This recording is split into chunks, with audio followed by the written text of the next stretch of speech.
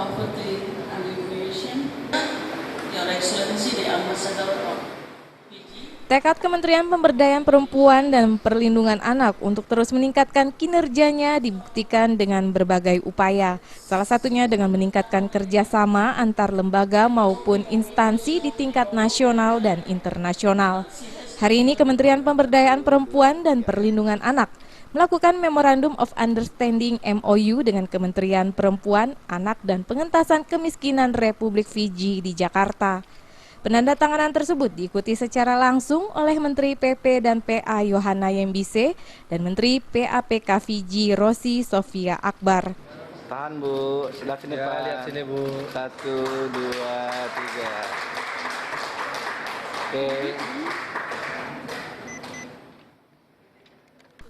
Ditemui usai penandatanganan, Menteri PP dan PA Yohana Yembise mengatakan kegiatan tersebut merupakan tindak lanjut dari MOU yang telah ditandatangani oleh kedua belah pihak pada pemerintahan lalu.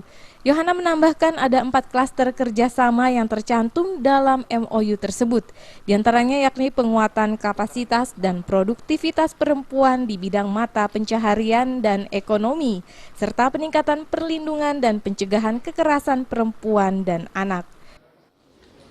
Kelihatannya sudah ada MOU yang dilaksanakan sejak tahun 2013 antara pemerintah Fiji dan pemerintah Indonesia di bidang ekonomi.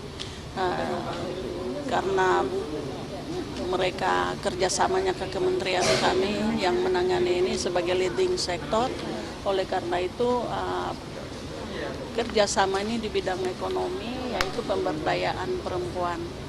Jadi sudah ada penandatanganan 2013 dan sudah ada kegiatan sebenarnya yang berjalan selama ini.